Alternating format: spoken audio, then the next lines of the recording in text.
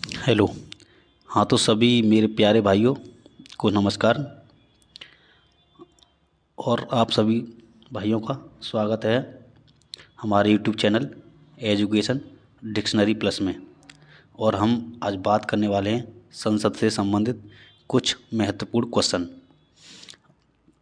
ये क्वेश्चन हर एग्ज़ाम की दृष्टि से काफ़ी इम्पोर्टेंट हैं, तो इस वीडियो को अंत तक ज़रूर देखें, क्योंकि हर एग्ज़ाम में इससे क्वेश्चन एक ना एक क्वेश्चन पूछता रहता है।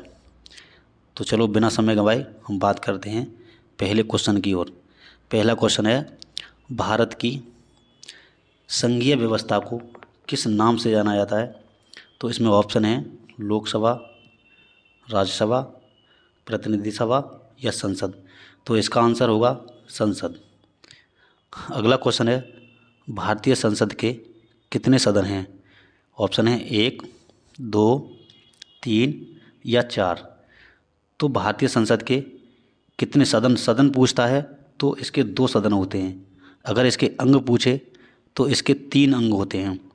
अंग पूछता है तो अंग में आते हैं लोकसभा, राज्यसभा और राष्ट्रपति। इसने इसमें संसद के सदन पूछे हैं तो इसके 2 सदन होते हैं। अगला तीसरा क्वेश्चन है, संसद के किस सदन को प्रतिनिधि सभा भी कहा जाता है?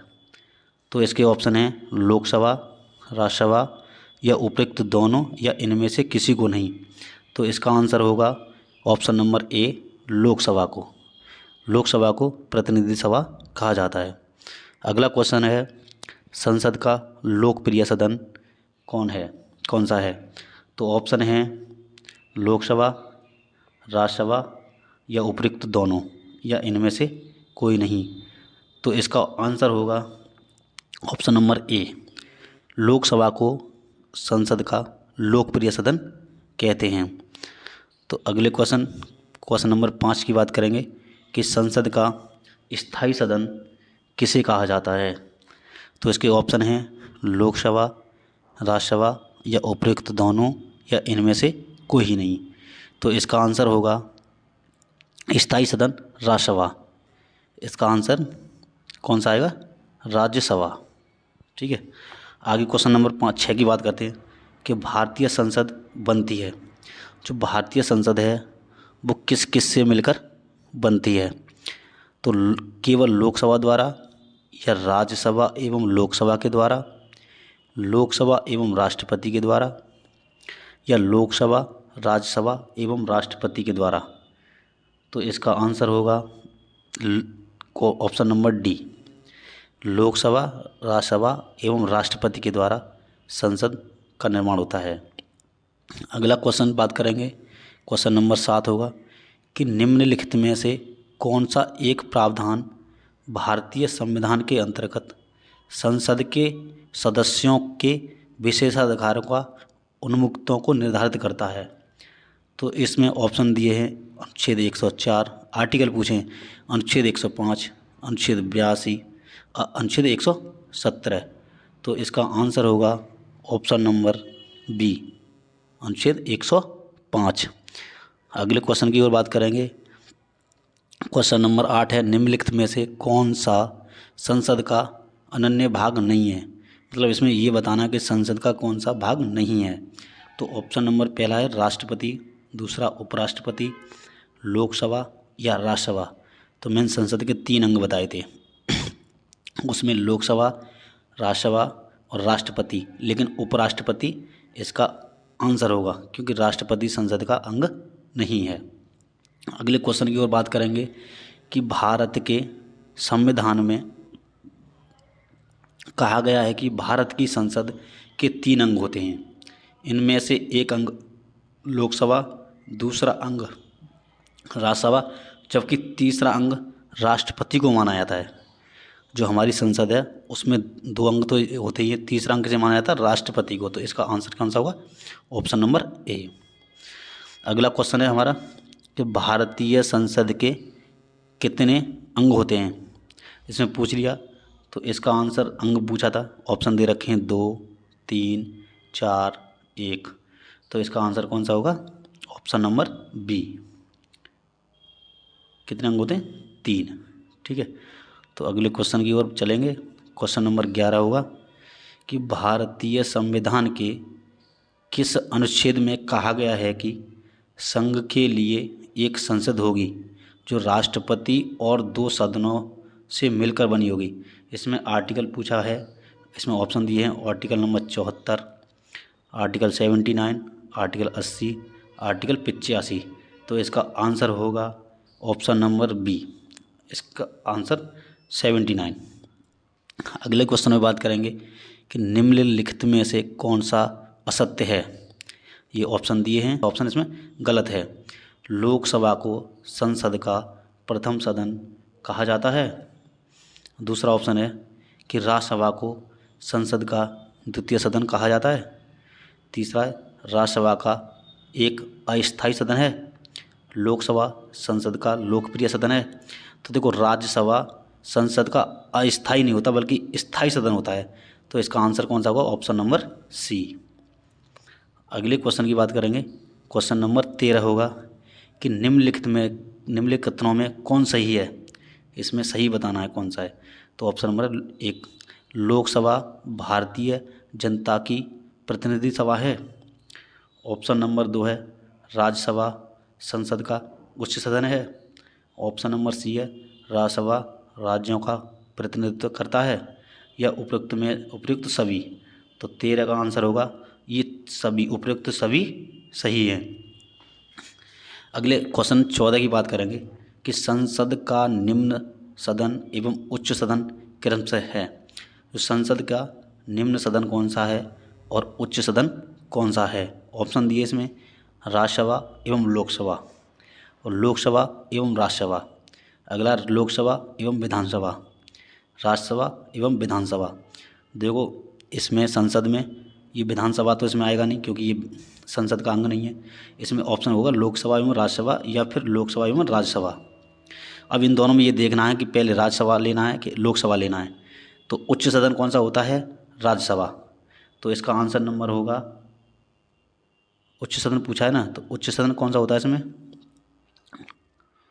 लोकसभा। इसमें ऑप्शन नंबर होगा ए, क्योंकि उच्च सदन किसे कहते हैं हम? राज्यसभा को, और निम्न सदन कहते हैं लोकसभा को। अगला क्वेश्चन होगा क्वेश्चन नंबर 15 कि संसद को भंग करने के लिए कौन सक्षम है? तो इसमें राष्ट्रपति, उपराष्ट्रपति, प्रधानमंत्री या राज्यपाल। तो इसका आंसर होगा कि संसद को भंग करने का अधिकार किसको है? राष्ट्रपति को। Answer number A. अगला क्वेश्चन है भारतीय संसद की प्रभुत्ता प्रतिबंधित है। ऑप्शन है भारत के राष्ट्रपति की शक्तियों से, या न्यायिक समीक्षा से, या विपक्षी दल के नेता से, या भारत के प्रधानमंत्री की शक्ति से। तो इसका आंसर होगा ऑप्शन नंबर बी, न्यायिक समीक्षा से। अगला क्वेश्चन देखते हैं। क्वेश्चन नंबर है 17। संसद के कितने सत्र होते हैं? बजट सत्र, मानसून सत्र, शीतकालीन सत्र या उपयुक्त सभी। तो बजट के ये तीनों सत्र होते हैं। तो इसका आंसर होगा उपयुक्त सभी। अगले क्वेश्चन की बात करते हैं। क्वेश्चन नंबर होगा 18। संसद के 2 क्रमिक अधिवेशनों के बीच अधिकतम कितने समय अंतराल की अनुमति है? इसके ऑप्शन है 1 माह, 3 माह, 6 माह या 12 माह। तो इसका आंसर होगा ऑप्शन नंबर सी, किसी भी अधिवेशन के समय में अधिकतम 6 माह का अंतर होना जरूरी है।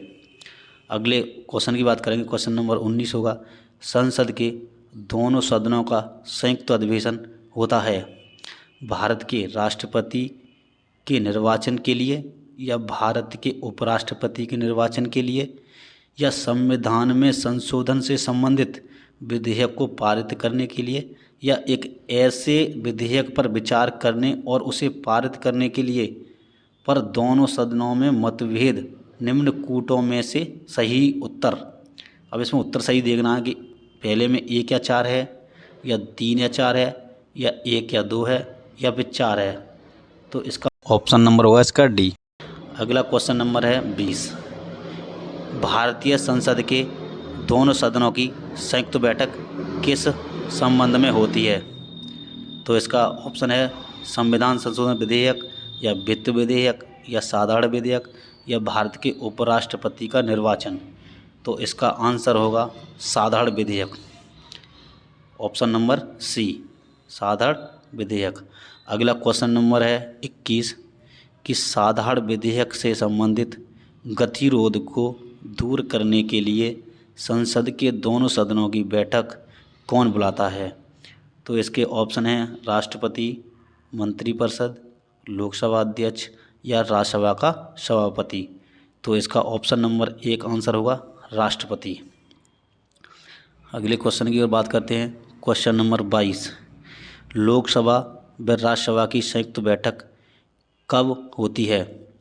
तो इसका ऑप्शन है राष्ट्रपति जब बुलाए, या लोकसभा एवं राज्यसभा में मतभेद होने पर, या संसद का सत्र शुरू होने पर, या इनमें से कोई नहीं। तो इसका आंसर नंबर होगा बी, क्योंकि जब लोकसभा और राज्यसभा में दोनों में मतभेद होता है तब संयुक्त बैठक बुलाई जाती है और उसकी अध्यक्षता राष्ट्रपति करता है। अगला क्वेश्चन होगा संसद के दोनों सदनों के साथ साथ बैठने पर निम्न में होता है।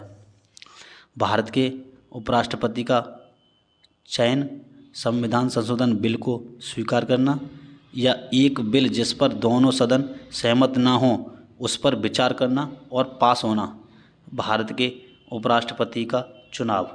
तो इसका आंसर नंबर होगा सी, कि जब एक बिल जिस पर को दोनों सदन सहमत ना हो, क्योंकि दोनों सदनों में जब सहमति ना होती है किसी बिल के पर तो वहाँ संयुक्त बैठक बुलाई जाती है और उसकी अध्यक्षता मैंने बता दिया है पहली बार कि राष्ट्रपति करता है। अगला क्वेश्चन है 24 नंबर, यदि किसी सामान्य विधेयक पर राज्यसभा और लोकसभा के बीच गतिरोध आता है तो उसका समाधान कौन करेगा? तो इसका आंसर ऑप्शन है राष्ट्रपति, मंत्रिपरिषद, संसद का संयुक्त सत्र, या उच्च न्यायालय। तो इसका आंसर नंबर होगा सी, संसद का संयुक्त सत्र। अगला क्वेश्चन है 25 नंबर, स्वतंत्र भारत के संसदीय इतिहास में अभी तक कितनी बार संयुक्त बैठक बुलाई गई है? तो इसके ऑप्शन है 2 बार, 4 बार, 3 बार, या 5 बार। तो इसका आंसर होगा सी, कितनी बार? 3 बार। अगला क्वेश्चन है क्या राष्ट्रपति या उपराष्ट्रपति, 26 नंबर है, क्या राष्ट्रपति या उपराष्ट्रपति कभी संयुक्त अधिवेशन की अध्यक्षता करते हैं? हाँ, कभी नहीं, यदि संसद ऐसा चाहे तो इनमें से कोई नहीं। तो क्वेश्चन नंबर 26 इसका आंसर है बी, कभी नहीं। राष्ट्रपति या उपराष्ट्रपति कभी भी संयुक्त अधिवेशन की अध्यक्षता नहीं करते हैं। अगला क्वेश्चन है 27, संसद के दोनों सदनों के संयुक्त अधिवेशन की अध्यक्षता कौन करता है? ऑप्शन ए राष्ट्रपति, उपराष्ट्रपति, या प्रधानमंत्री, या लोकसभा अध्यक्ष। तो 27 का आंसर क्या होगा? लोकसभा अध्यक्ष। अगला क्वेश्चन है 28, संसद के संयुक्त अधिवेशन को कौन संबोधित करता है? तो ऑप्शन है इसमें प्रधानमंत्री, या स्पीकर, या डिप्टी स्पीकर, या राष्ट्रपति। तो इसका आंसर होगा राष्ट्रपति, क्योंकि संयुक्त बैठक की अध्यक्षता कौन करता है? राष्ट्रपति। अगला क्वेश्चन है 29 नंबर, भारत में संसद के दोनों सदनों की संयुक्त बैठकें किस लिए आयोजित की जाती हैं?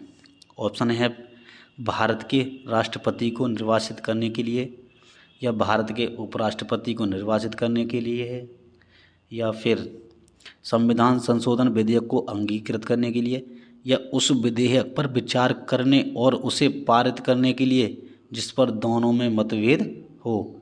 तो इसका आंसर होगा ऑप्शन नंबर डी, क्योंकि जब भी संयुक्त अधिवेशन होता है तो वो जब ही होता है जब दोनों सदनों में मतभेद हो। अगला क्वेश्चन है संसद के संयुक्त अधिवेशन में विधेयक पारित होता है। तो ऑप्शन है दोनों सदनों के कुल सदस्यों के सामान्य बहुमत द्वारा, या दोनों सदनों के कुल सदस्यों के 2/3 बहुमत द्वारा, या दोनों सदनों के कुल उपस्थित तथा मतदाता सदस्य के सामान्य बहुमत द्वारा या दोनों सदनों के कुल उपस्थित तथा मतदाता सदस्यों के दो तिहाई बहुमत द्वारा। तो इसका आंसर नंबर होगा सी, दोनों सदनों के कुल उपस्थित तथा मतदाता सदस्यों के सामान्य बहुमत द्वारा। अगला क्वेश्चन है 31 नंबर, संविधान संशोधन प्रस्ताव के संबंध में दोनों सदनों में मतभेद होने की स्थिति में लोकसभा की इच्छा, अब इसमें स्थिति में बताना है तुम्हें कौन सा सही है, कि लोकसभा की इच्छा अनुसार पारित होता है, राज्यसभा की इच्छा अनुसार पारित होता है, या संयुक्त अधिवेशन में फैसला होगा, या प्रस्ताव गिर जाएगा। तो इसका आंसर होगा ऑप्शन नंबर डी, प्रस्ताव गिर जाएगा। अगले क्वेश्चन की बात करेंगे 32 नंबर, कि संसद की कार्यवाही सूची में प्रथम विषय होता है। तो ऑप्शन इसमें शून्यकाल, या प्रश्नकाल, या ध्यानाकर्षक, या स्थगन प्रस्ताव। तो इसका ऑप्शन आंसर होगा ऑप्शन नंबर बी, प्रश्नकाल। अगले क्वेश्चन की बात करेंगे, कौन सी प्रथा संसदीय प्रणाली को भारत की देन है। जो भारत की कौन सी प्रथा है, कौन सी प्रणाली है जो भारत ने दी थी। तो इसमें ऑप्शन है शून्यकाल, या कटौती प्रस्ताव, या स्थगन प्रस्ताव, या मंत्रालयों की मांगों का गिलेटिन किया जाना। तो ऑप्शन नंबर 33 का आंसर होगा शून्यकाल। ये हमारे भारत की संसदीय प्रणाली का एक भारत में इसका वो हुआ था, शून्यकाल का। आगे अगला क्वेश्चन है, संसद के किसी सदस्य की सदस्यता तब समाप्त समझी जाती है यदि वह बिना सदन को सूचित किए अधिवेशन किए अनुपस्थित रहता है। यानी वो कितने दिन बिना सूचना दिए अनुपस्थित रहे तो उसकी सदस्यता समाप्त कर दी जाती है। ऑप्शन इसमें दिए हैं 60 दिन, 90 दिन, 120 दिन, या 150 दिन। तो इसका आंसर होगा 60 दिन, ऑप्शन नंबर ए। अगले क्वेश्चन नंबर 35 की बात करेंगे, एक वर्ष में कम से कम कितनी बार संयुक्त संसद की बैठक होना आवश्यक है। ऑप्शन है 1 बार, 2 बार, 3 बार, या 4 बार। तो इसका आंसर नंबर होगा बी, 2 बार। अगले क्वेश्चन पर चलेंगे, क्वेश्चन नंबर 36, भारतीय संसद के दोनों सदनों की संयुक्त बैठक किस संबंध में होती है। संविधान संशोधन विधेयक, या फिर वित्त विधेयक, या साधारण विधेयक, या भारत के उपराष्ट्रपति का निर्वाचन। तो ऑप्शन नंबर 36, क्वेश्चन का 36 ऑप्शन नंबर होगा इसका आंसर सी, साधारण विधेयक। अगले क्वेश्चन की ओर चलेंगे, क्वेश्चन नंबर हुआ 37, भारत के संविधान में से क्या कथित है। 1, राष्ट्रपति संसद के किसी भी सदन का सदस्य नहीं होगा। 2, संसद राष्ट्रपति और 2 सदनों से मिलकर बनेगी। निम्न कूट में से कौन सा सही चुनिए। इन दोनों में देखना है कौन सा सही है। पहला ऑप्शन है कोई नहीं, 1 और 2, केवल 1, या केवल 2। तो क्वेश्चन नंबर 37 का आंसर नंबर होगा डी, केवल 2। अगले क्वेश्चन की बात करेंगे, क्वेश्चन नंबर 38, निम्न विधेयकों में से किसका एक भारतीय संसद के दोनों सदनों द्वारा अलग अलग विशेष बहुमत से पारित होना आवश्यक है। इसके ऑप्शन हैं साधारण विधेयक, धन विधेयक, वित्त विधेयक, या संविधान संशोधन विधेयक। तो क्वेश्चन नंबर 38 का ऑप्शन नंबर होगा डी, संविधान संशोधन विधेयक।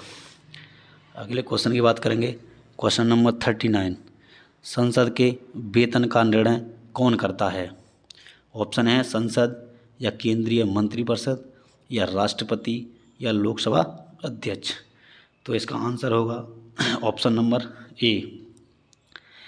अगले क्वेश्चन की बात करेंगे, क्वेश्चन नंबर 40, संसद के कुल सदस्यों का कितना भाग वैधानिक चैम्बर की मीटिंग बुलाने के लिए आवश्यक गणपूर्ति है।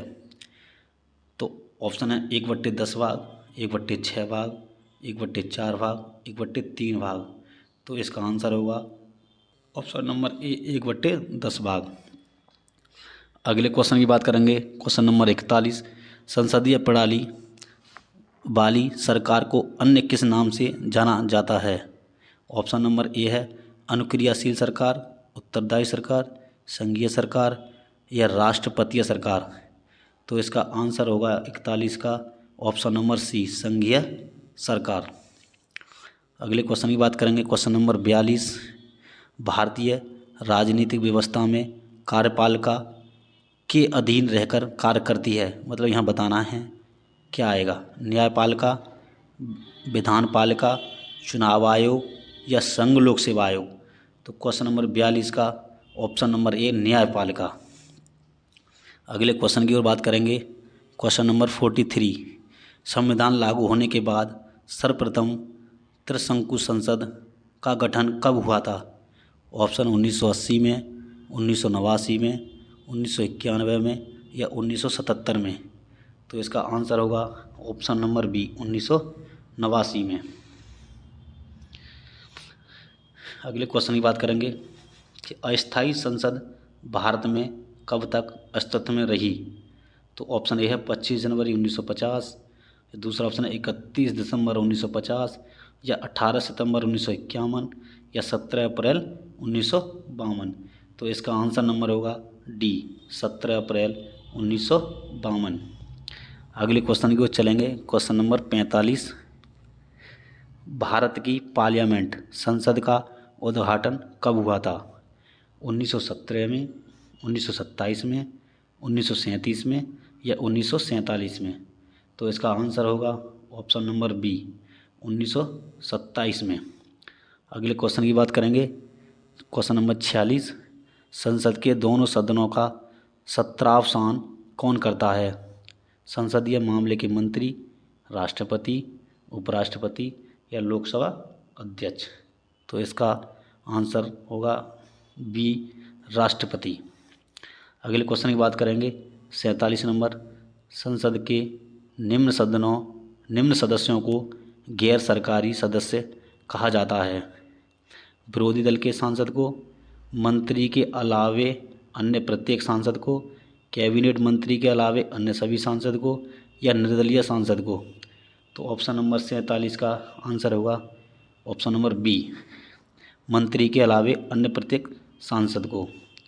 अगले क्वेश्चन की बात करेंगे, क्वेश्चन नंबर 48। भारत सरकार के निर्णयानुसार संसद का एक सदस्य अपने क्षेत्र के विकासात्मक कार्यक्रमों हेतु कितनी राशि खर्च कर सकता है? 1 लाख रुपये, 10 लाख रुपये, 1 करोड़ रुपये या 5 करोड़ रुपये। तो इसका आंसर होगा ऑप्शन नंबर डी, 5 करोड़ रुपये। अगला क्वेश्चन है क्वेश्चन नंबर 49।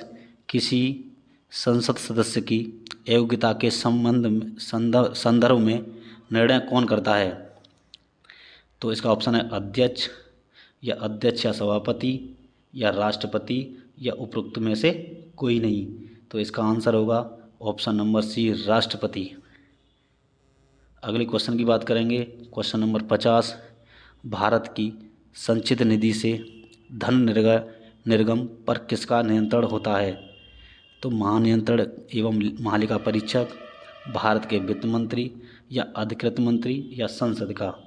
तो इसका आंसर नंबर होगा डी, संसद का। हम किसी भी संचित निधि से धन निकालते हैं तो उसमें हमें संसद से प्रस्ताव पारित करवाना पड़ता है, तब हम संसद से मतलब संचित निधि से धन निकाल सकते हैं।